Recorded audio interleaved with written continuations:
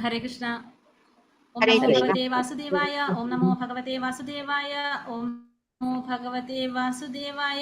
ഓം അജ്ഞാനതിമിരാന്തസ്യ ജ്ഞാനാഞ്ജനശലാകയാ ചക്ഷുരുന്മീലിതം യേന തസ്മൈ ശ്രീഗുരവേ നമഃ. നമോ വിഷ്ണുപാദായ കൃഷ്ണപ്രേഷ്ഠായ ഭൂതലേ ശ്രീമതേ ഭക്തിവേദാന്ത സ്വാമിനിധി നാമിനേ. നമസ്തേ സാരസ്വതേ ദേവേ ഗൗരവാണി പ്രചാരിണേ നിർവിശേഷ ശൂന്യവാദി പാശ്ചാത്യദേശതാരിണേ. ജയ ശ്രീകൃഷ്ണ ചൈതന്യ പ്രഭു നിത്യാനന്ദ ശ്രീ അദ്വൈത ഗദാധര ശ്രീവാസാദി ഗൗരകൃഷ്ണ. ഹരേ ഹരേ. ഹരേ കൃഷ്ണ. ഹരേ രാമ രാമ രാമ ഹരേ ഹരേ. ഹരേ കൃഷ്ണ. ശ്രീ രാധാ ഗോവിന്ദ് ടെമ്പിൾ ഇസ്കോൺ ബാംഗ്ലൂരിന്റെ. എന്റെ സൗണ്ട് ഓക്കെ ആണോ? എനിക്ക് ഇടയ്ക്ക് സ്റ്റക്ക് ആയിട്ട് നിങ്ങളെ തോന്നുന്നുണ്ട്. സൗണ്ട് ബ്രേക്ക് ആവുന്നുണ്ട്. ഉണ്ട് അല്ലേ? ഓക്കെ. ഇന്ന് നെറ്റിന്റെ പ്രോബ്ലം ഉണ്ട് ഇവിടെ. ഇന്ന് രാവിലെ തൊട്ട് നെറ്റിന്റെ പ്രോബ്ലം അല്ല ഇവിടെ.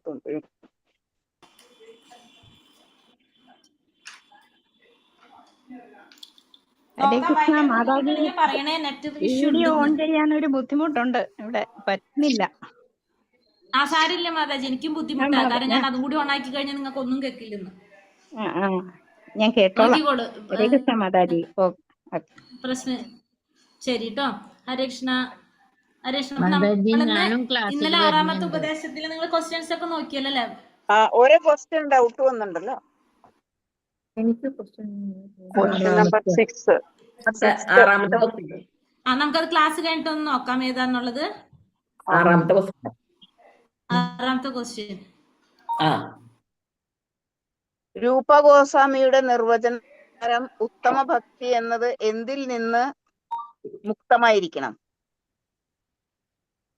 അന്യമായ അഭിലാഷങ്ങൾ ജ്ഞാനം കർമ്മം എഴുതിയിരിക്കണം. അത് ശരിയാണോ എന്നാണ് ചോദ്യം. ഉത്തരം അത് തന്നെയാണ് ആൻസർ. അന്യാഭിലാഷിത ശൂന്യം ജ്ഞാന കർമാദിനാവൃത്തം അനുകൂലേന കൃഷ്ണാനുശീലനം ഭക്തിവൃത്തം. അത് തന്നെ ഉത്തരം. അന്യാഭിലാഷിത ശൂന്യം. അത് ഞങ്ങൾക്ക് ഡൗട്ട് ഉണ്ടായി, ബാക്കിയൊക്കെ ഞങ്ങൾ നോക്കിന്നല്ലേ. ഓക്കെ, ക്ലിയർ ആയി അല്ലേ?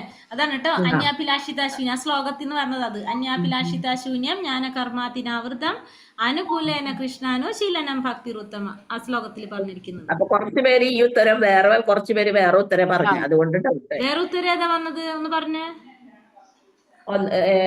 പറഞ്ഞു തോന്നുന്നു. ഭൗതികമായ സുഖഭോഗങ്ങളിൽ നിന്ന് എന്നുള്ള അത്.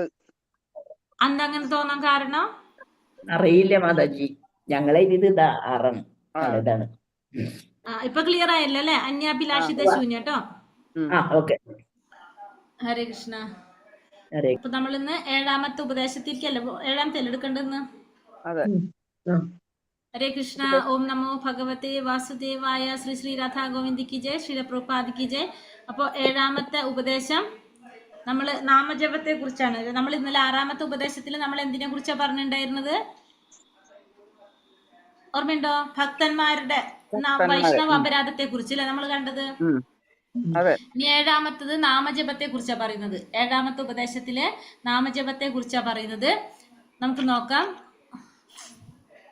സ്യാത് കൃഷ്ണ നാമ ചരിതാതിസിതാപ്യ വിദ്യ പിത്തോപതസ്തരസനസ്യ നാരോജികാനു കിന്ദ്വാദരാദനുദിനം ഖലു സൈവ ജുഷ്ട സ്വാതിക്രമാത് ഭവതി തദ്ഗതമൂലഹന്ത്രി.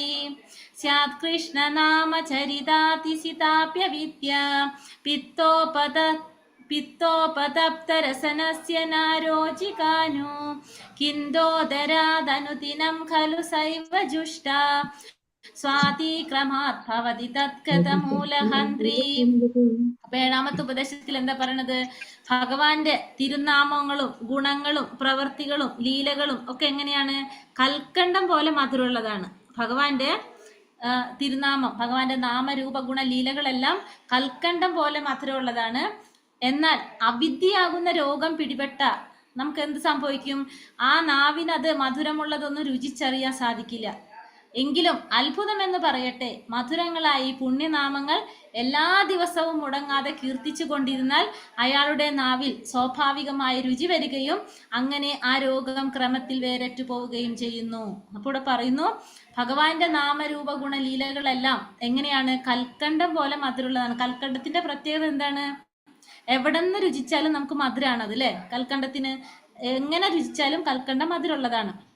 അപ്പൊ അതേപോലെ തന്നെ ഭഗവാന്റെ നാമരൂപ ലീലകളെല്ലാം തന്നെ നമുക്ക് മധുരം തരുന്നതാണ്. ഇപ്പൊ നമുക്കറിയാം ദാമോദര ലീല, എല്ലാ വർഷവും നമ്മൾ ഭഗവാന്റെ ലീല, ദാമോദര ലീല കേൾക്കുന്നുണ്ട്. പക്ഷെ ഒരിക്കലും നമുക്ക് അതിനോടൊരു മടുപ്പ് തോന്നുന്നില്ല. പുതിയതായിട്ട് കേൾക്കുന്ന പോലെ നമ്മൾ അപ്പോഴും അത് കേട്ടോണ്ടിരിക്കും.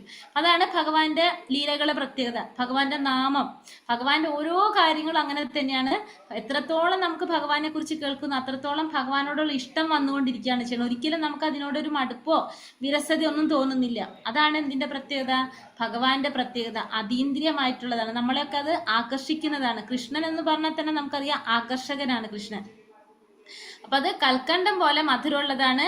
പക്ഷെ എന്താ സംഭവിക്കുന്നത്? അവിദ്യ എന്ന് പറഞ്ഞ അല്ലെങ്കിൽ അജ്ഞാനം എന്ന് പറഞ്ഞ രോഗം പിടിപെട്ടാല് നമുക്ക് എന്ത് സാധിക്കില്ല? നമുക്കത് അതിന്റെ മധുരം അറിയാൻ സാധിക്കില്ല. ഇപ്പൊ നമുക്കറിയാം ആസുരിക സ്വഭാവത്തിലുള്ളവർക്ക് ഭഗവാനെ കുറിച്ച് അറിവില്ലാത്തത് കൊണ്ട് അവർക്ക് ഭഗവാന്റെ ഈ നാമരൂപ ഗുണലീലകളൊന്നും അറിയാൻ സാധിക്കില്ല. കാരണം അവർക്ക് എന്താണ്? അജ്ഞാനം എന്ന് പറഞ്ഞൊരു രോഗമാണ്, അവിദ്യ എന്ന് പറഞ്ഞൊരു രോഗമാണ്. അപ്പൊ അതുകൊണ്ട് അത് രുചിച്ചറിയാൻ സാധിക്കില്ല. പക്ഷെ എന്നിട്ടും അത്ഭുതം എന്താണ്? നമ്മൾ അത് മനസ്സിലാവുന്നില്ലെങ്കിലും നമ്മൾ എന്നിട്ടും നാമം ജപിച്ചു തുടങ്ങുമ്പോൾ, നമ്മളിപ്പോ തുടക്കത്തില് നമ്മളിപ്പോ ഭഗവാനെ കുറിച്ച് ഇത്രയും അറിഞ്ഞിട്ടൊന്നല്ല ഭഗവാന്റെ നാമം ജപിക്കാൻ തുടങ്ങുന്നത്. നമ്മൾ ഭഗവാന്റെ നാമം ജപിക്കുന്നത് നല്ലതാണെന്ന് പറഞ്ഞു നമ്മളത് തുടങ്ങി. പക്ഷെ ചെല്ലും തോറും, നാമം ജപിച്ചു വരും തോറും നമുക്ക് അതിനോടുള്ള ഇഷ്ടവും ആഗ്രഹവും ഭഗവാനോടുള്ള വിശ്വാസം കൂടിക്കൂടി വരാണ് ചെയ്യുന്നത്. അതായത് നമുക്കത് കൂടുതൽ മധുരമുള്ളതായിട്ട് നമുക്ക് ഫീൽ ചെയ്യുന്നുണ്ട്. അപ്പൊ അങ്ങനെയാണ് നമ്മൾ ഭഗവാന്റെ നാമം, അത്ഭുതം എന്ന് പറയട്ടെ, ഈ പുണ്യനാമം ദിവസവും മുടങ്ങാതെ നമ്മൾ കീർത്തിച്ചു കൊണ്ടിരുന്നാൽ സ്വാഭാവികമായിട്ട് എന്ത് മാറും? നമ്മുടെ അവിദ്യ മാറും, അജ്ഞാനം മാറി നമുക്ക് എന്ത് സംഭവിക്കും? അതായത് ആ രോഗം മാറി നമുക്ക് എന്ത് സംഭവിക്കും? നമുക്ക് അതിന്റെ രുചി അറിയാനായിട്ട് സാധിക്കും. അപ്പോൾ ഇവിടെ ഇതിനെ കൽക്കണ്ടത്തിന് നമ്മൾ മഞ്ഞപ്പിത്ത രോഗത്തിനോടാണ് ഇതിനെ ഉപമിക്കുന്നത്. മഞ്ഞപ്പിത്ത രോഗം ബാധിച്ചതിനെ പോലെ. അതായത് ഒരു മഞ്ഞപ്പിത്ത രോഗം ബാധിച്ച എന്താണ്? മധുരം നമുക്ക് അറിയാൻ സാധിക്കില്ല അല്ലെ? മധുരം അറിയാൻ സാധിക്കില്ല. പക്ഷേ പിന്നെന്താ സംഭവിക്കുന്നത്? നമ്മൾ ആ രോഗം മാറുന്നതിനനുസരിച്ച് നമുക്ക് ആ മധുരം അറിയാനായിട്ട് സാധിക്കും. മഞ്ഞപ്പിത്തം ബാധിച്ചാൽ നമുക്ക് ആ മധുരം അറിയാനായിട്ട് സാധിക്കില്ല. പക്ഷെ എന്നിട്ടും നമ്മൾ മധുരം കഴിക്കുമ്പോൾ രോഗം മാറുന്നതിനനുസരിച്ച് നമുക്ക് ആ മധുരം അറിയാനായിട്ട് സാധിക്കും. അതേപോലെ തന്നെയാണ് എന്ത്? നമ്മുടെ ഈ അവിദ്യ എന്ന് പറഞ്ഞ രോഗം. അത് നമ്മൾ ഭഗവാന്റെ നാമം ജപിച്ചുകൊണ്ടേ ഇരിക്കുമ്പോൾ ആ രോഗം അറിവ് കിട്ടുന്നതിനനുസരിച്ച്, നമ്മുടെ ഉള്ളിൽ അജ്ഞാനം മാറുന്നതിനനുസരിച്ച് നമുക്ക് എന്ത് വരും? ആ ഭഗവാന്റെ നാമരൂപ ഗുണലീലകളിൽ സ്വാഭാവികമായിട്ട് രുചി വന്നുകൊണ്ടേയിരിക്കും. അങ്ങനെ ആ രോഗം നമ്മളെ ഇല്ലാതാകും. അപ്പോൾ ഇവിടെ 7ാമത്തെ ഉപദേശത്തിൽ പറയുന്നത് ഭഗവാന്റെ നാമരൂപ ഗുണലീലകളെല്ലാം തന്നെ കൽക്കണ്ടം പോലെ മധുരമുള്ളതാണ്. പക്ഷെ അവിദ്യ എന്ന് പറഞ്ഞ രോഗം പിടിപെട്ടത് കൊണ്ട് നമുക്ക് എന്തറിയില്ല? അതിന്റെ മധുരം അനുഭവിച്ചറിയാൻ സാധിക്കുന്നില്ല. പക്ഷെ അത്ഭുതം എന്താണ്? എന്നിട്ടും നമ്മൾ ഭഗവാന്റെ നാമം ജപിച്ചുകൊണ്ടേ ഇരിക്കുകയാണെങ്കിൽ സ്വാഭാവികമായിട്ടും നമ്മുടെ നാവില് നമുക്ക് ആ അവിദ്യ നമ്മളെ ഇല്ലാതാകുകയും സ്വാഭാവികമായിട്ടും നമുക്ക് ആ രുചി വരികയും ചെയ്യും എന്നുള്ളതാണ് എന്തിൽ പറയുന്നത്? 7ാമത്തെ ഉപദേശത്തിൽ പറയുന്നത്. അപ്പോൾ അത് പറഞ്ഞത് 1ാമത്തെ പോയിന്റ്, ഭഗവാന്റെ നാമരൂപ ഗുണലീലകളെല്ലാം തന്നെ കൽക്കണ്ടം പോലെ മധുരമുള്ളതാണ്.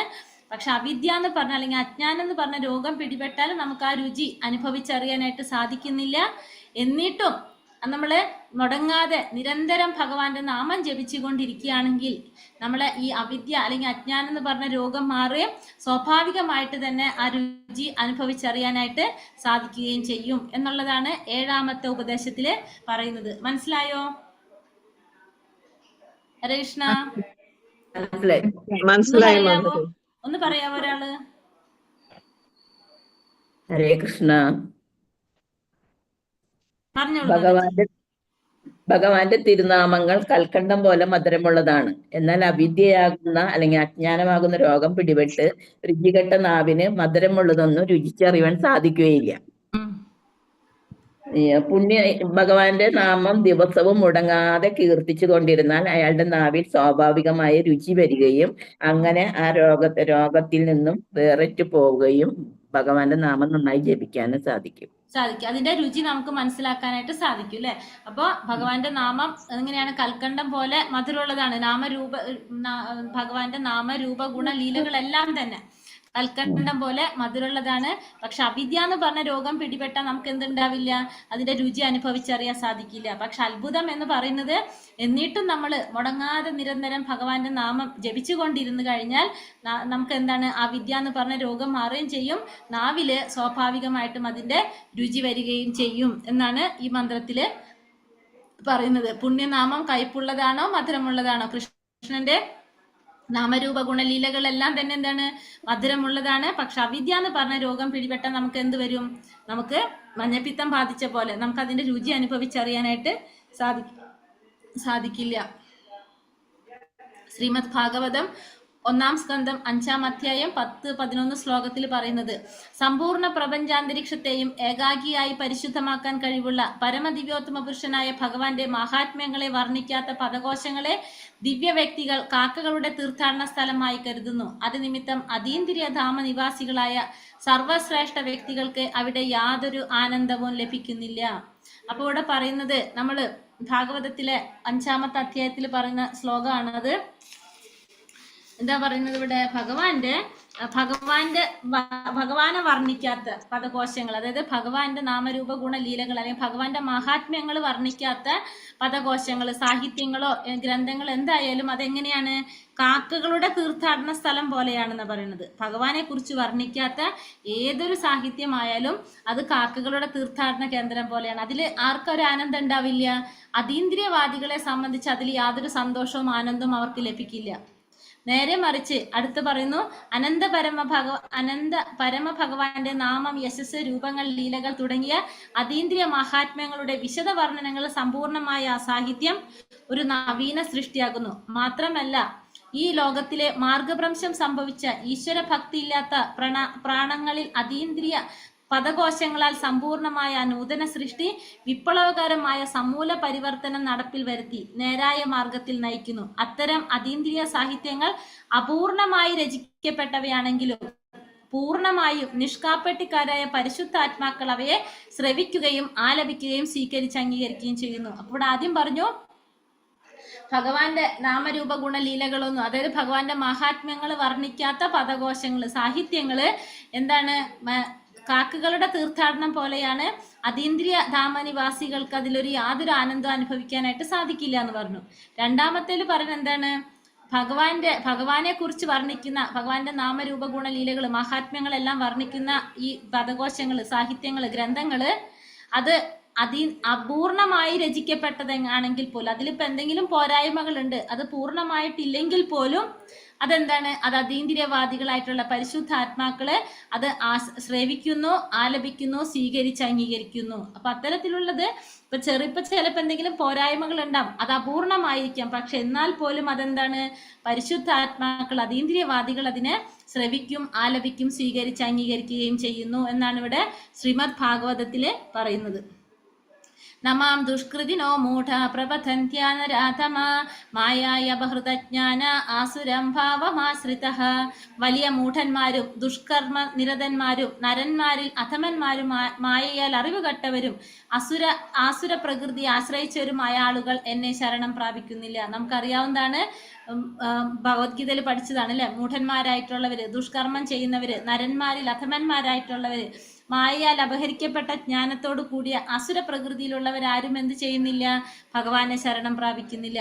അത്തരത്തിലുള്ള ആളുകൾ ഒരിക്കലും കൃഷ്ണനെ ആശ്രയിക്കുകയില്ല. കൃഷ്ണാശ്രയത്തിനായി മറ്റുള്ളവർ ചെയ്യുന്ന പരിശ്രമങ്ങളെ എതിർക്കുകയും ചെയ്യുന്നു. അത്തരം നിരീശ്വരന്മാർ സമൂഹത്തിന്റെ നേതാക്കളാകുമ്പോൾ അന്തരീക്ഷം മുഴുവൻ അവിദ്യയാൽ അതിവ്യാപ്തമായി തീരുന്നു. അപ്പൊ ഇത്തരത്തിലുള്ളവര് സമൂഹത്തിലുള്ള നേതാക്കളായി കഴിഞ്ഞ് എന്താ സംഭവിക്കുന്നത്?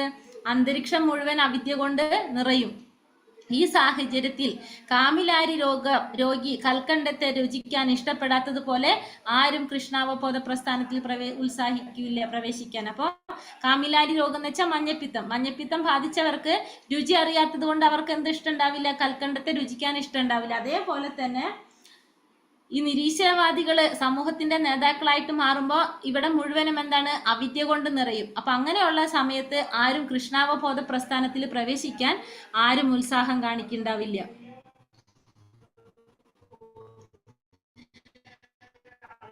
ക്ലേശങ്ങളുടെ ഉറവിടം അവിദ്യ എന്നയാണ്. അത് അഹങ്കാരത്തിന്റെ ആധാരമാണ്. അവിദ്യ എന്ന് വെച്ചാൽ എന്താണ്, നമ്മളെ തന്നെ വ്യക്തിത്വത്തെ കുറിച്ച് നമുക്ക് മനസ്സിലാക്കാൻ സാധിക്കാത്തൊരവസ്ഥ, ധാരണയില്ലാത്തൊരവസ്ഥയാണത്. ശരിയായ രോഗം എവിടെയാണ്? മനസ്സിനാണ്. ഈ മായാലോകത്തെ ദുരാശ്രയത്തിൽ നിന്നും വിശ്വാസം പുലർത്തുന്നവൻ എപ്പോഴും പ്രതീക്ഷകൾക്കെതിരെ പ്രതീക്ഷകൾ വച്ചു പുലർത്തുന്നവനായി തീരും.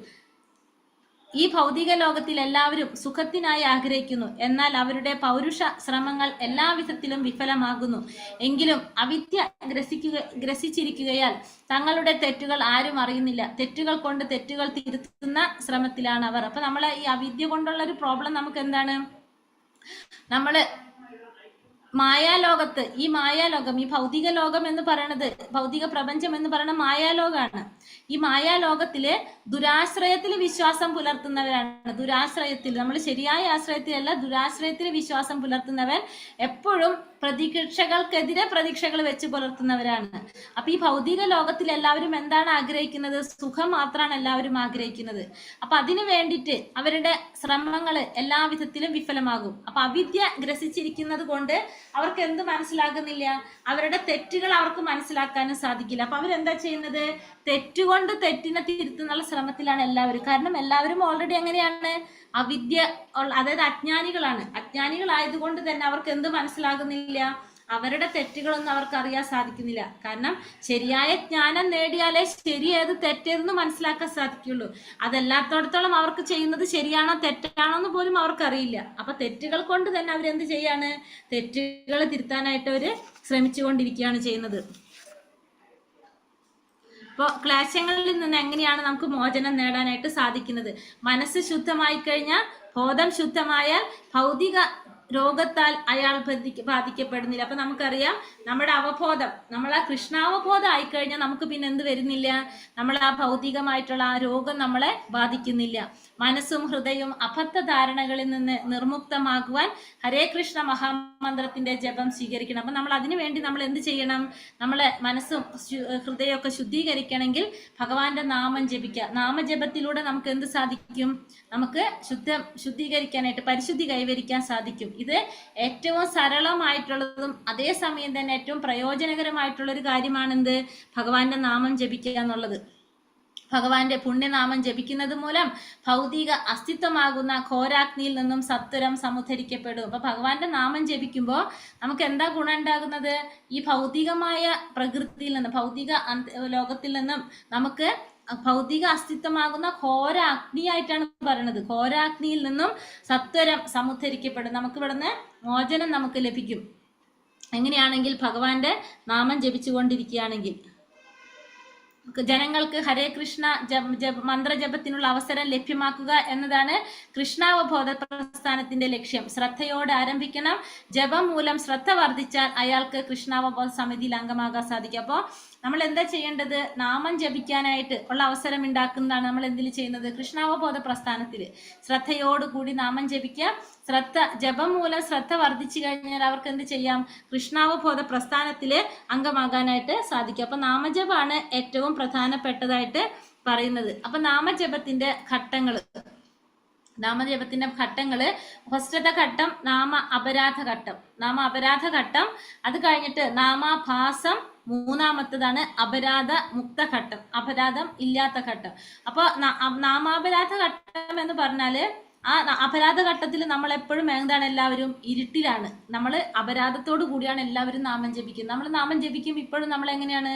അപരാധത്തോടു കൂടി. നാമാപരാധം 10 നമ്മൾ പറഞ്ഞില്ലേ? ആ അപരാധങ്ങൾ മുഴുവനും മാറിയാലാണ് നമ്മളെ അപരാധം ഇല്ലാത്ത ഘട്ടത്തുന്നത്. അപ്പൊ ഇപ്പൊ നമ്മൾ എല്ലാവരും നാമം ജപിക്കുന്നത് ആ അപരാധ ഘട്ടത്തിലാണ്. നമ്മളിപ്പോൾ ഇരുട്ടിൽ നിന്നിട്ട് നമ്മൾ നാമം ജപിച്ചുകൊണ്ടിരിക്കുകയാണ് വെളിച്ചത്തിലേക്ക് കടക്കാൻ വേണ്ടിയിട്ട്. അങ്ങനെ നമ്മൾ കുറേ നാമം ജപിച്ച് വരുമ്പോൾ പ്രഭാതം വരുന്നു. അതേ ഒരു കാണിച്ചു കണ്ടില്ലേ? പ്രഭാതം, പിന്നെ സൂര്യരശ്മികൾ വന്നു, പിന്നെ ഫുള്ള് പ്രകാശം വന്നു. അതേപോലെ തന്നെ നമ്മൾ അപരാധത്തോടു കൂടി നാമം ജപിച്ച് വരുമ്പോൾ രണ്ടാമത്തെ സ്റ്റേജിലേക്ക് നമ്മൾ എത്തും. കുറേ എത്തും, എത്തിയിട്ടാണ്, അതായത് ആഭാസം എന്ന് വെച്ചാല് അപരാധങ്ങൾ കുറഞ്ഞു വരുന്ന ഘട്ടം. പക്ഷെ ശുദ്ധനാമം ആകുന്നില്ല, അവിടെയും അപരാധങ്ങൾ കുറഞ്ഞു എന്ന് മാത്രം. ശുദ്ധനാമത്തിലേക്ക് എത്തിയിട്ടില്ല, പക്ഷെ അപരാധങ്ങൾ കുറഞ്ഞു. പിന്നെ നമ്മൾ നട്ടും നാമം ജപിച്ചുകൊണ്ടേ ഇരിക്കുമ്പോഴാണ് നമുക്ക് എന്ത് വരുന്നത്, നമ്മൾ ശുദ്ധനാമത്തിലേക്ക് എത്തുന്നത്, ആ വിശുദ്ധ ഘട്ടത്തിലേക്ക്. അപ്പോൾ അതിന്റെ സ്റ്റേജസ് എന്ന് പറയുന്നത് ആദ്യം നാമാപരാധം, പിന്നെ അത് കഴിഞ്ഞിട്ട് നാമാഭാസം, പിന്നെയാണ് എന്ത് വരുന്നത്, ശുദ്ധനാമം എന്ന് പറയുന്നത്. അപ്പോൾ നാമജപത്തിന്റെ 3 ഘട്ടങ്ങളാണ് നാമ അപരാധം, നാമഭാസം, ശുദ്ധനാമം. അതാണ് 3 ഘട്ടം. ആദ്യം അപരാധത്തിൽ നമ്മൾ ജപിക്കുന്നു, കുറേ കഴിയുമ്പോഴാണ്, ചിലപ്പോൾ കുറേ വർഷങ്ങൾ എടുക്കാം നമുക്ക് ഏത് ആഭാസത്തിൽ എത്താനായിട്ട് തന്നെ. ആഭാസത്തിൽ എത്തിയിട്ട് പിന്നെ വിശുദ്ധ നാമത്തിലേക്ക് എത്താന്ന് വെച്ചിട്ടുണ്ടെങ്കിൽ പിന്നെയും കുറെ എടുക്കാം. അപ്പൊ നമ്മൾ അതിലേക്ക് എത്താനായിട്ടാണ് നമ്മളൊക്കെ ശ്രമിക്കേണ്ടത്. ഹരേ കൃഷ്ണ. നാമാപരാധം നമ്മൾ ഇനി പറയണ്ടല്ലോ, എല്ലാവർക്കും അറിയാലോ നാമാപരാധം. അപ്പൊ നമ്മൾ പഠിച്ചതല്ല ഇന്നലെ 10 അപരാധങ്ങൾ. അപ്പൊ ഇനി പറയുന്നത് ഭക്തിയുടെ 9 ഘട്ടങ്ങൾ. ഭക്തിയുടെ 9 ഘട്ടങ്ങൾ എന്ന് പറയുന്നത് ശ്രദ്ധ, സാധു സംഘ, ഭജനക്രിയ, അനർത്ഥ നിവർത്തി, നിഷ്ഠ, രുചി, ആസക്തി, ഭാവം, പ്രേമം. ഇതാണ് എന്ത്, ഭക്തിയുടെ 9 ഘട്ടങ്ങൾ. ഫസ്റ്റ് വരുന്നത് ശ്രദ്ധ. ഫസ്റ്റ് നമുക്ക് എന്ത് വേണം ഭക്തിയിൽ? ആദ്യം തന്നെ വേണ്ടത് വിശ്വാസം ഉണ്ടാവണം, ഭഗവാനിൽ വിശ്വസിക്കുക എന്നുള്ളതാണ് ഫസ്റ്റത്തെ ശ്രദ്ധ. രണ്ടാമത്തത് സാധുസംഘ. സാധുസംഘം എന്ന് വെച്ചാൽ ഭക്തന്മാരുമായിട്ടുള്ള സംഘം പുലർത്തുക. പിന്നെ മൂന്നാമത്തത് ഭജനക്രിയ. ഭജനക്രിയ എന്ന് വെച്ചിട്ടുണ്ടെങ്കിൽ നമ്മൾ ചെയ്യുന്ന എല്ലാ കാര്യങ്ങളും, ഭക്തിക്ക് വേണ്ടിയിട്ട് നമ്മൾ ചെയ്യുന്ന എല്ലാ കാര്യങ്ങളും, ഒരു സത്സംഗത്തിൽ പോകുന്നത്, ഗുരുവിനെ സ്വീകരിക്കുന്നത്, നാമം ജപിക്കുന്നത്, ഭഗവതം കേൾക്കുന്നത്, ഭഗവത്ഗീത പഠി, ഇതൊക്കെ എന്താണ് ഭജനക്രിയ എന്ന് പറയുക. ഈ ആദ്യത്തെ 3 നമ്മുടെ മാത്രം ഉത്തരവാദിത്തമാണ്. ഭഗവാനിൽ വിശ്വാസം ഉണ്ടാവണതും, സത്സംഗം ഭക്തന്മാരുമായിട്ടുള്ള സംഘം ഉണ്ടാക്കേണ്ടതും, ഭജനക്രിയകൾ ചെയ്യേണ്ടതും നമ്മുടെ മാത്രം ഉത്തരവാദിത്തം. 4ാമത്തെ സ്റ്റേജാണ് പിന്നെ ഇത് അനർത്ഥ നിവർത്തി. ഇതൊക്കെ നമ്മൾ ചെയ്തു വരുമ്പോൾ നമ്മുടെ ആവശ്യമില്ലാത്ത അനാവശ്യമായിട്ടുള്ള എല്ലാ ശീലങ്ങളും നമ്മൾ മാറി അനർത്ഥങ്ങളിൽ നിന്ന് നമ്മൾ മോചിതനാകുക. അതാണ് എന്ത് അനർത്ഥ നിവർത്തി എന്ന് പറയുന്നത്. അത് അനർത്ഥ നിവർത്തി കഴിഞ്ഞാലാണ് നമുക്ക് എന്ത് വരുന്നത്, നിഷ്ഠ വരുന്നത്. അതിൽ നമ്മൾ ആ ഭക്തി സേവനത്തിൽ നമ്മൾ ദൃഢനായിട്ട് മാറുന്നത്, നമ്മൾ സ്ഥിരമായിട്ട് ഇരിക്കുന്നത്. അപ്പോൾ പിന്നെ അപ്പോഴാണ് നമുക്ക് എന്ത് വരുന്നത്, അതിൽ രുചി വരും. നമുക്ക് ആ ചെയ്യുന്നതിനോട് നമുക്ക് രുചി വന്നു തുടങ്ങും. പിന്നെ നമുക്ക് അതിനോട് ആസക്തി വരും.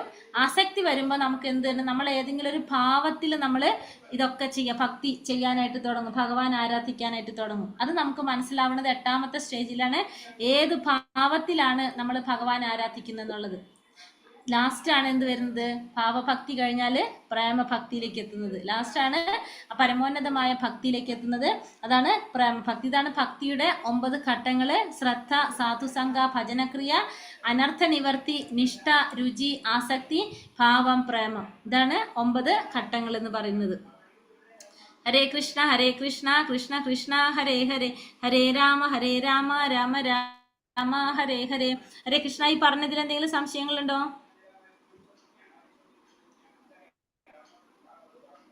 ഇല്ല മാതാജി, ഓക്കെ ആണ് എല്ലാവർക്കും മനസ്സിലായി.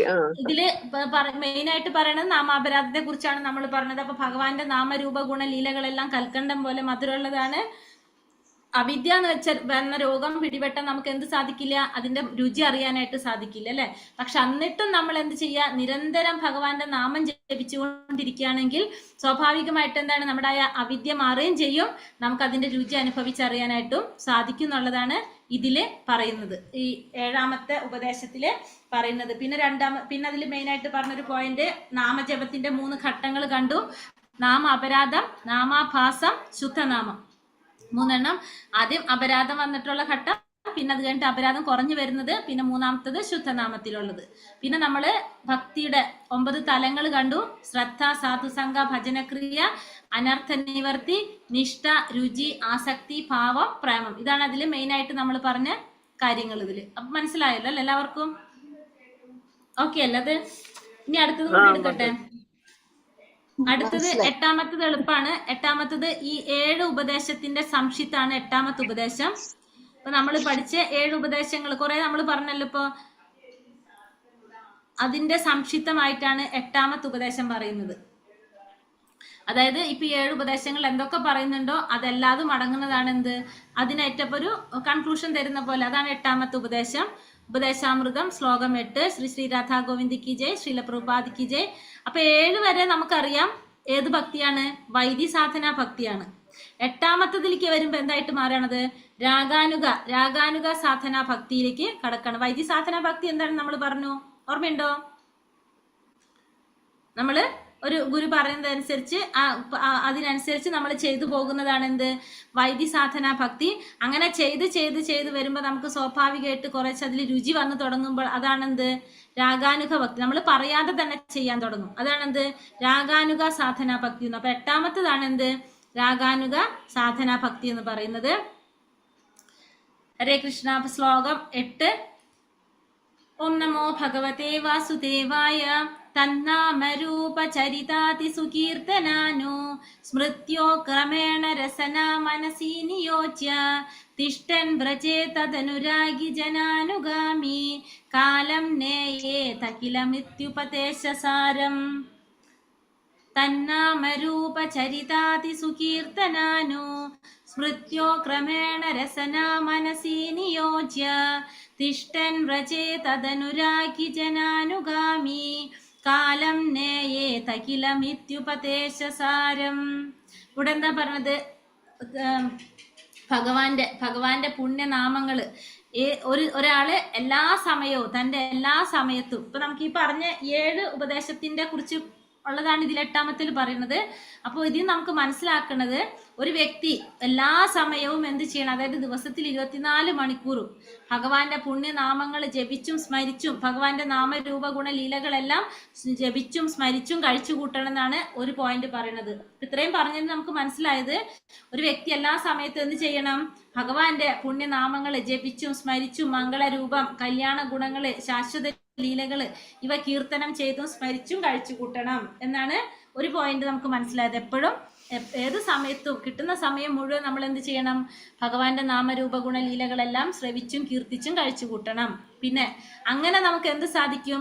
നമ്മുടെ മനസ്സിനെയും നാവിനെയും കൃഷ്ണാവബോധത്തിൽ വ്യാപരിപ്പിക്കാൻ സാധിക്കും നമുക്ക്. അപ്പൊ അങ്ങനെ നമ്മൾ എപ്പോഴും ഭഗവാന്റെ നാമരൂപ ഗുണ ലീലകളെല്ലാം ശ്രവിച്ചും കീർത്തിച്ചും കഴിച്ചു കൂട്ടുമ്പോൾ നമ്മളെ മനസ്സിനെയും ഇന്ദ്രിയങ്ങളെ നാവിനെയൊക്കെ നമുക്ക് എന്ത് സാധിക്കും?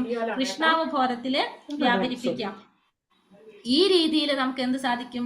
ഗോലോക വൃന്ദാവന ധാമം എന്നറിയപ്പെടുന്ന വ്രജത്തിൽ താമസിച്ചുകൊണ്ട് ഭക്തന്മാരുടെ ഉപദേശാനുസരണം കൃഷ്ണനെ ഭജിക്കണം. പിന്നെ അപ്പൊ 2-ാമത്തെ പോയിന്റ് നമുക്ക്, 1-ാമത്തെ പറഞ്ഞു ഒരു വ്യക്തി എല്ലാ സമയവും ദിവസത്തിൽ 24 മണിക്കൂറും ഭഗവാന്റെ നാമരൂപ ഗുണ ലീലകളെല്ലാം ശ്രവിച്ചും കീർത്തിച്ചും സ്മരിച്ചും കഴിച്ചു കൂട്ടണം. 2-ാമത് പറഞ്ഞു അങ്ങനെ നമുക്ക് എന്ത് ചെയ്യാം? നാവിനെ മനസ്സിനെ കൃഷ്ണാവബോധത്തിൽ വ്യാപരിപ്പിക്കാനായിട്ട് സാധിക്കും, വ്യാപരിപ്പിക്കണം എന്ന് പറഞ്ഞു. 3-ാമത് നമ്മൾ പറഞ്ഞു ഗോലോക വൃന്ദാവനം എന്നറിയപ്പെടുന്ന വ്രജത്തിൽ താമസിച്ചുകൊണ്ട് ഭക്തന്മാരുടെ ഉപദേശാനുസരണം ഭഗവാനെ ഭജിക്കണം. കാരണം ഗോലോക വൃന്ദാവനത്തില് ഉള്ളവരാണ് നമ്മൾ പറഞ്ഞു അല്ലെ, അവരെങ്ങനത്തെ ഭക്തരാണ്? അനന്യമായിട്ട് ഭക്തി ചെയ്യുന്നവരാണ് ഗോലോക വൃന്ദാവനത്തിലുള്ളവർ. അപ്പോൾ ഗോലോക വൃന്ദാവനത്തിൽ താമസിച്ചുകൊണ്ട് വ്രജത്തിൽ താമസിച്ചുകൊണ്ട് നമ്മൾ എന്ത് ചെയ്യാം? ഭക്തന്മാരുടെ ഉപദേശാനുസരണം, ഭക്തന്മാരുടെ ഗോലോക വൃന്ദാവനത്തിൽ താമസിച്ച് ആ ഭക്തന്മാരുടെ ഉപദേശാനുസരണം ഭഗവാനെ ഭജിക്കുക. പിന്നെ ഭഗവാനെ പ്രേമഭക്തിയോടെ സേവിക്കുന്നതിൽ നിരതരായ ഭക്തന്മാരുടെ കാലടികൾ പിന്തുടരാം.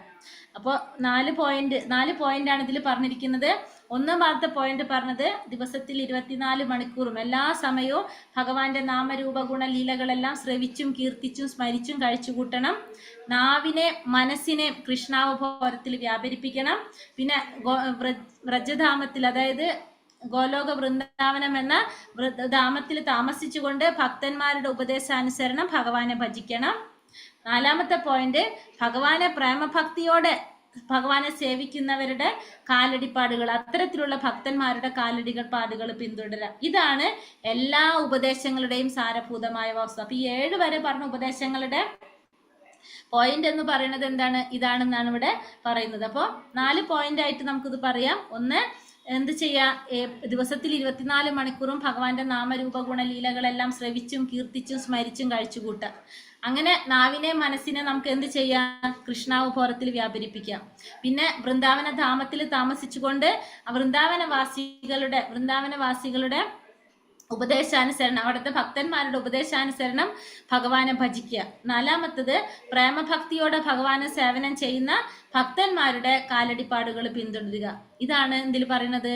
8-ാമത്തെ ഉപദേശത്തില് പറയുന്നത്. എല്ലാ ഉപദേശങ്ങളുടെയും സാരഭൂതമായിട്ട് പറയുന്നതാണ്. അപ്പൊ എല്ലാ ഉപദേശങ്ങളുടെയും സാരമായിട്ടാണ് ഇത് പറയുന്നത്, എട്ടാമത്തെ ഉപദേശം പറയുന്നത്. മനസ്സിലായോ എട്ടാമത്തെ ഉപദേശം?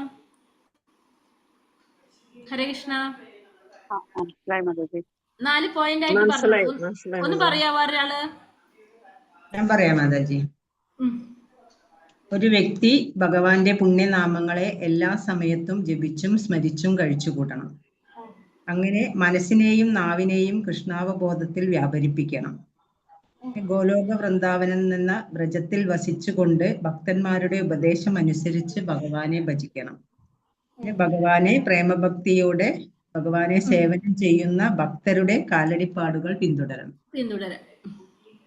ഹരേ കൃഷ്ണ. അപ്പൊ അതാണ് ഈ എട്ടാമത്തെ ഉപദേശത്തില് നമുക്ക് പറഞ്ഞു തരുന്നത്. അപ്പൊ മനസ്സ് എന്തിനെ പരിശീലിക്കണം, എങ്ങനെ പരിശീലിപ്പിക്കണം? മനസ്സിനെ നിയന്ത്രിക്കാനുള്ള ഏക മാർഗം എന്താണ്? മനസ്സിന്റെ ആജ്ഞകൾ അവഗണിച്ച് എപ്പോഴും ഭഗവാന്റെ പുണ്യനാമങ്ങൾ ജപിക്കുക എന്നുള്ളത്. അപ്പോൾ നമുക്ക് മനസ്സിൽ കുറെ ആഗ്രഹങ്ങൾ ഉണ്ടാകാം, പലതരത്തിലുള്ള ആഗ്രഹങ്ങൾ, നല്ലതാകാം ചീത്തയാകാം. മനസ്സ് നമ്മുടെ ശത്രുവുമായിട്ട് നിൽക്കും, മിത്രമായിട്ട് നിൽക്കും. നമ്മൾ ഭഗവത്ഗീതയിൽ പഠിച്ചു. അപ്പോൾ നമ്മൾ എന്ത് ചെയ്യുക? ഭഗവാന്റെ നാമം ജപിക്കുക എന്നുള്ളതാണ് മനസ്സിനെ നിയന്ത്രിക്കാനുള്ള ഒരു മാർഗമായിട്ട് നമുക്ക് പറഞ്ഞു തരുന്നത്. ഭഗവത്ഗീത 6-ാം അധ്യായം 6-ാം ശ്ലോകത്തിൽ പറയുന്നുണ്ട്, ബന്ധുരാത്മാത്മനസ്തസ്യ യേനാത്മൈവാത്മനാജിതഃ അനാത്മനസ്തു ശത്രുത്വേ വർത്തേതാത്മൈവ ശത്രുവത്. മനസ്സിനെ ജയിച്ചവന് മനസ്സ് തന്നെയാണ് ഉറ്റ സുഹൃത്ത്, അതിനെ കഴിയാത്തവനോ മനസ്സ് നമ്മുടെ പരമശത്രു ആയിരിക്കും എന്നുള്ളത് ഭഗവാൻ ഭഗവത്ഗീതയിൽ നമുക്ക് പറഞ്ഞു തന്നിട്ടുണ്ട്. അപ്പൊ മനസ്സ് ഒരാളുടെ സുഹൃത്തായിട്ടും ഇരിക്കും, ശത്രുവായിട്ടും ഇരിക്കും. അപ്പൊ ഈ ജന്മത്തിൽ മാത്രമല്ല, കഴിഞ്ഞു പോയ എത്രയോ ജന്മങ്ങളിലെയും വാസനകൾ നമ്മളെ മനസ്സിലടിഞ്ഞിട്ടുണ്ട് കിടക്കുന്നുണ്ടാവും. നമ്മളെ ഈ ജന്മത്തിലെ മാത്രമല്ല, കഴിഞ്ഞ ജന്മത്തിലെ കുറെ വാസനകൾ നമ്മളെ മനസ്സിൽ അടിഞ്ഞുകൂടി കിടപ്പുണ്ടാവും. മരണകാലത്ത് ജീവാത്മാവിന്റെ മനസ്സും ബുദ്ധിയും ചേർന്ന് അടുത്ത ജന്മത്തിലേക്ക് വേണ്ടി ഒരു സൂക്ഷ്മ ശരീരം നിർമ്മിക്കും. അയാൾക്ക് മരണകാലത്ത് കൃഷ്ണനെ ഓർമ്മിക്കുവാൻ കഴിഞ്ഞാൽ ഗോലോക വൃന്ദാവനം എന്ന ദിവ്യധാമത്തിലേക്ക് പോകാം. നമുക്കറിയാം, മരണസമയത്ത് നമുക്ക് ഭഗവാനെ ഓർക്കാൻ സാധിച്ചു കഴിഞ്ഞാൽ നമുക്ക് എന്ത് സാധിക്കും? നമുക്ക് ഭഗവാന്റെ അടുത്തേക്ക് പോകാനായിട്ട് സാധിക്കും. വളരെ സൂക്ഷ്മമാണ് ഈ അവസ്ഥാന്തര പ്രാപ്തി.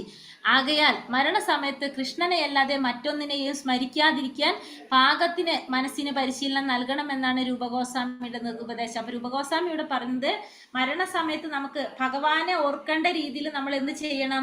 ആ പാകത്തിനനുസരിച്ച് മനസ്സിന് പരിശീലനം കൊടുക്കുക. അതാണ് ഇവിടെ രൂപഗോസ്വാമി നമുക്ക് പറഞ്ഞു തരുന്നത്.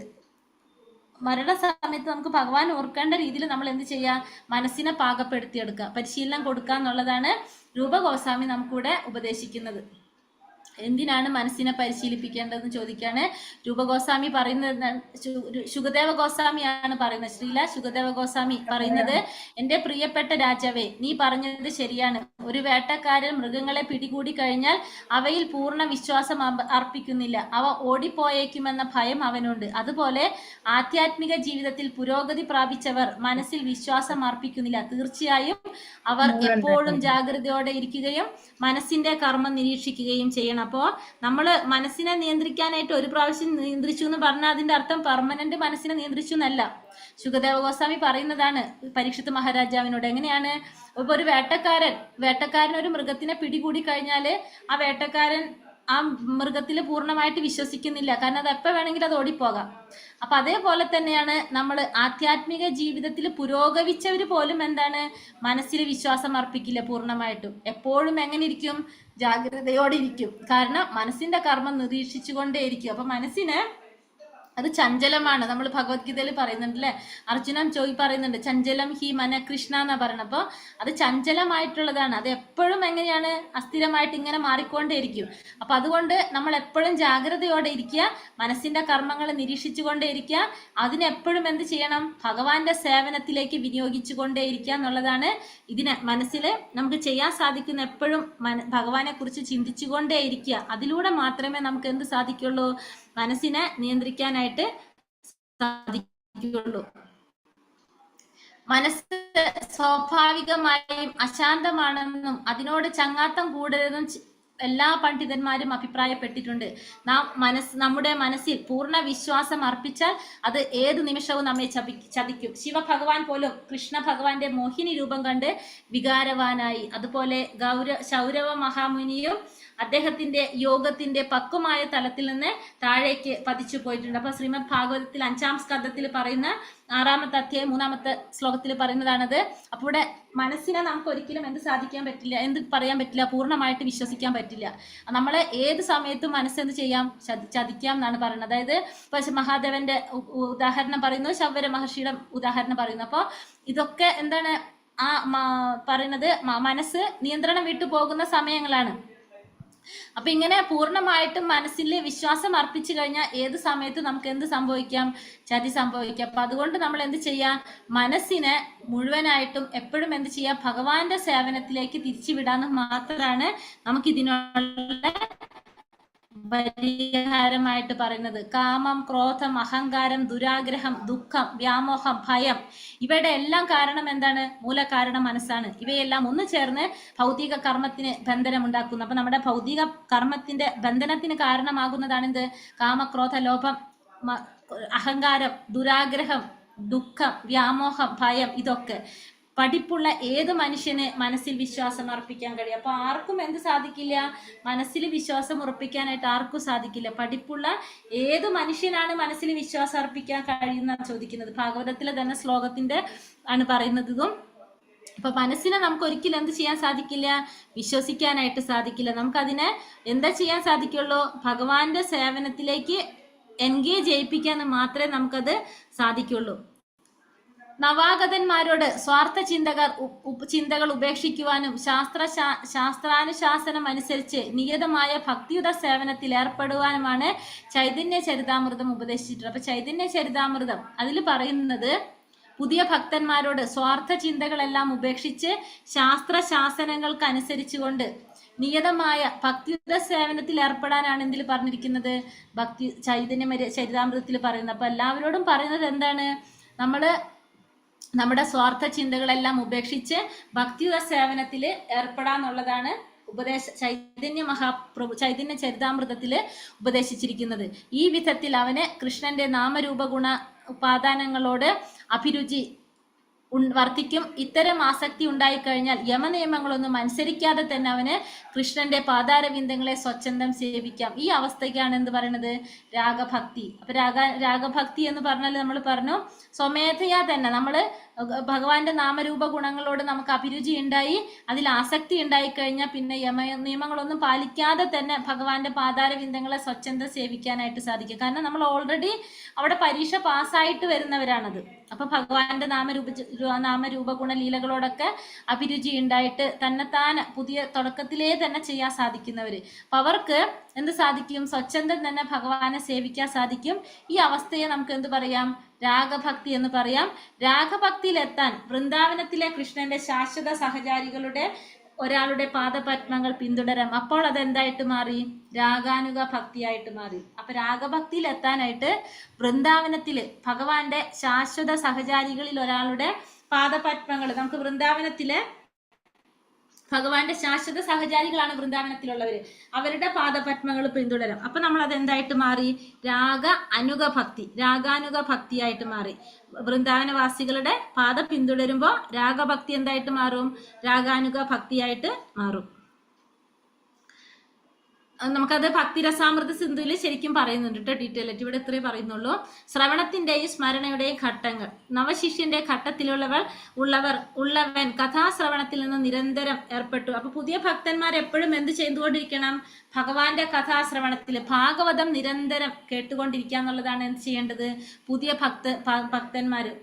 ഭക്തന്മാരുടെ ആ സ്റ്റേജിലുള്ളവര് ചെയ്യണം. എപ്പോഴും ഭാഗവത ശ്രവണത്തിൽ നിരന്തരം ഏർപ്പെട്ടുകൊണ്ടിരിക്കണം. ഭാഗവതം കേൾക്കുക. ഫസ്റ്റ് നമ്മൾ ചെയ്യേണ്ടത് എന്താണ്, ഭാഗവതം കേൾക്കുക എന്നുള്ളതാണ് ഭക്തന്മാർ ചെയ്യേണ്ട ഏറ്റവും പ്രധാനപ്പെട്ട കാര്യം. ശ്രവണദശ, കൃഷ്ണകഥ കേൾക്കലിന്റെ ഘട്ടം. ഫസ്റ്റ് ഭഗവാന്റെ കഥകൾ കേൾക്കുക. അത് കഴിഞ്ഞിട്ട് വരണദശ, ഈ ഘട്ടത്തിലെത്തിയവർ കൃഷ്ണകഥ താല്പര്യമായിട്ട് തീരും. അപ്പൊ നമ്മൾ ആദ്യം ഭഗവാനെ കുറിച്ച് കുറെ കേട്ടുകൊണ്ടേയിരിക്കും. കേട്ട് വരുമ്പോൾ നമുക്ക് അതിനോട് താല്പര്യം വരും. അതാണ് രണ്ടാമത്തത് വരണദശ. അത് കഴിഞ്ഞിട്ട് നമുക്ക് എന്താണ്, സ്മരണാവസ്ഥ, സ്മരണഘട്ടം. അതെന്താണ്, ഹർഷോന്മത്തോടു കൂടി കീർത്തനം ചെയ്യുന്ന ഘട്ടം. അപ്പൊ നമുക്ക് കേട്ട് വരുമ്പോൾ നമുക്ക് അതിനോട് വളരെയധികം താല്പര്യം വരും. അതാണ് സ്മരണം, സന്തോഷം വരും, ഹർഷോന്മാദം അനുഭവിക്കുകയാണ് നമ്മളവിടെ. പിന്നെ നമുക്ക് എന്താണ് അനുസ്മൃതി, സ്ഥിരമായിട്ടുള്ള ധ്യാനം. അവിടെ എന്ത് വരാണ്? ഏകാഗ്രമായിട്ടുള്ള നിർവിഘ്ന സ്മരണം, ഒട്ടും തടസ്സങ്ങളില്ലാതെ നമ്മൾ ഭഗവാനെ സ്മരിക്കാൻ തുടങ്ങുന്നു. അതാണ് എന്ത്? സ്മൃതി. അനുസ്മൃതി പറയണത്. പിന്നെ സ്മരണദശ, സമാധി, അതായത് നിർവിഘ്നമായിട്ടുള്ള നിരവസാനമായിട്ടുള്ള അനുസ്മൃതി, അതായത് അത്രയും നമുക്ക് പരമാനന്ദത്തിൽ എത്തുന്ന അവസ്ഥയാണ് എന്ത്? സ്മരണദശ എന്ന് പറയുന്നത്.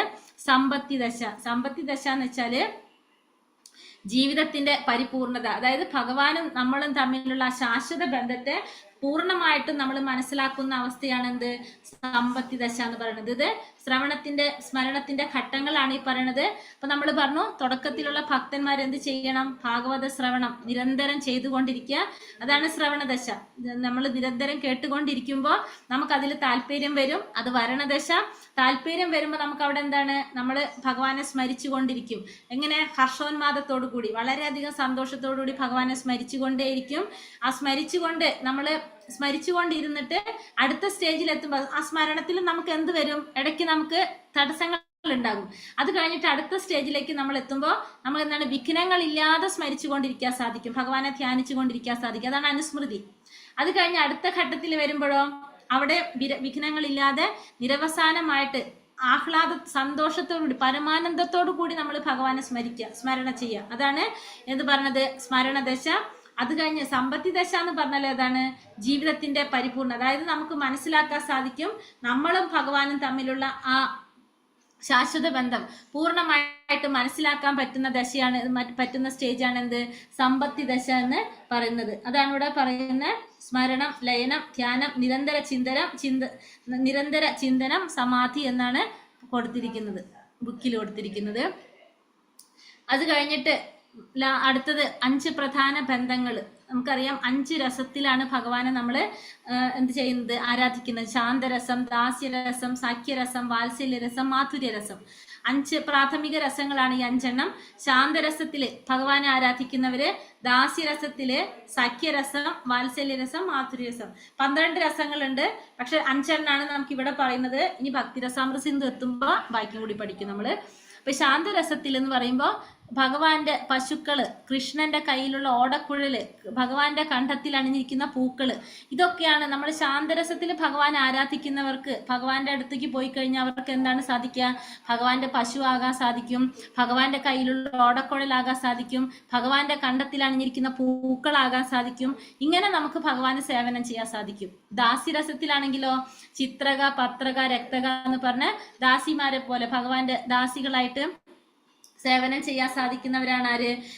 രണ്ടാമത്തെ ദാസ്യരസത്തിൽ. അപ്പൊ ഭഗവാന്റെ ഓരോ കാര്യങ്ങൾ ചെയ്യാനും അവർ ഭഗവാന് വേണ്ടി എന്തൊക്കെ പറയാനും ചെയ്യാനും അവർക്ക് ഭഗവാന് വേണ്ട സേവനങ്ങളൊക്കെ ചെയ്യാനായിട്ട് സാധിക്കാം. മൂന്നാമത്തെ സഖ്യരസത്തില് ബലദേവനെ പോലെ, സുദാമനെ പോലെ, ശ്രീരാമനെ പോലെ സഖ്യമായിട്ട് കൂട്ടായിട്ട് ചെയ്യാൻ സാധിക്കുന്നത്. വാത്സല്യരസം നന്ദമഹാരാജാവിനെ പോലെ, യശോദാമ്മയെ പോലെ വാത്സല്യഭാവത്തില് ഭഗവാനെ സേവിക്കാൻ സാധിക്കുന്നത്. മാധുര്യരസം ശ്രീമതി രാധാറാണിയെ പോലെ, ലളിത രൂപരതി സഖിമാരെ പോലെ ഭഗവാനെ ആരാധിക്കാൻ, സേവിക്കാൻ സാധിക്കുന്നതാണ് എന്ത്? മാധുര്യരസം. 5 രസങ്ങള് ശാന്തം, ദാസ്യം, സഖ്യം, വാത്സല്യം, മാധുര്യം എന്ന് പറഞ്ഞ 5 രസങ്ങൾ. ഹരേ കൃഷ്ണ കൃഷ്ണ കൃഷ്ണ ഹരേ ഹരേ, ഹരേ രാമ രാമ രാമ ഹരേ ഹരേ. വാഞ്ചാകൽപതരൂപേശ്ച കൃപാ സിന്ധോഭ്യേവ ച പതിതാനാം പാവനേഭ്യോ വൈഷ്ണവേഭ്യോ നമോ നമഃ. അനന്തകോടി വൈഷ്ണവഭക്തവൃന്ദിക്ക് ജയ്. ശ്രീല പ്രഭുപാദ് കി ജയ്. ഗുരുദേവ് കി ജയ്. നിത്തായ് ഗുരുപ്രമാനന്ദേ. ഹരിഹരി ബോൽ. ഹരേ കൃഷ്ണ. അപ്പൊ നമ്മൾ ഇന്ന് പറഞ്ഞ രണ്ടാമത്തത് പറഞ്ഞത് ശ്ലോകം, 8ാമത്തേത് പറഞ്ഞത് ഈ 7 ശ്ലോകത്തിന്റെ ഒരു സംക്ഷിപ്തമായിട്ടാണ് 8ാമത്തെ ശ്ലോകം പറയുന്നത്. അപ്പൊ ഇതിൽ മെയിൻ ആയിട്ട് പറഞ്ഞ എന്താണ് നമ്മൾ കണ്ടത്?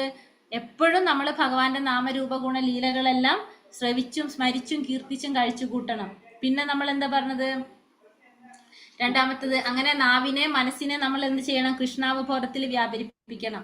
പിന്നെ വൃന്ദാവന ധാമത്തിൽ താമസിച്ചുകൊണ്ട് വൃന്ദാവനവാസികളുടെ ഉപദേശാനുസരണം നമ്മൾ എന്ത് ചെയ്യണം? ഭഗവാനെ ഭജിക്കണം.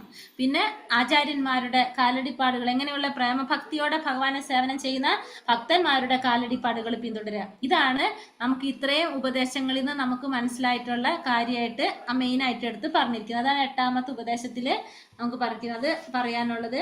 പിന്നെ വന്നിട്ട് പിന്നെ ഇതിൽ പറഞ്ഞത് ഇതാണ് മെയിനായിട്ട് 5 രസങ്ങൾ പറഞ്ഞു. എന്താണ്? ഫസ്റ്റത്തെ രസം ഏതാണ്? ഏതാണ് ശാന്തരസം, ഫസ്റ്റത്തെ? ശാന്തരസം, ശാന്തം, ദാസ്യം, സൈക്യം, വാത്സല്യം, മാധുര്യം. 5 രസങ്ങൾ കണ്ടു. പിന്നെ വന്നിട്ട് പിന്നെ അത് പറഞ്ഞ സ്മരണത്തിന്റെയും ഘട്ടം. ശ്രവണ ദശകൾ അല്ലെ, ശ്രവണത്തിന്റെ ദശകൾ കണ്ടു നമ്മളതില്. ഇത് ഒന്നുകിൽ നമ്മളെ പുസ്തകത്തിലുള്ളത് പഠിച്ചാലും കുഴപ്പമില്ല. ശ്രവണദശ അത് ബുക്കിൽ കൊടുത്തിരിക്കുന്ന സ്മരണം, ലയനം, ധ്യാനം, നിരന്തര ചിന്തനം, സമാധി എന്നാണ് കൊടുത്തിരിക്കുന്നത്. അത് ഇത്തിരി കൂടി ഇവിടെ കൊടുത്തിരിക്കുന്നുള്ളൂ. അത് മനസ്സിലാക്കിയാലും മതി. നമുക്കിതൊക്കെ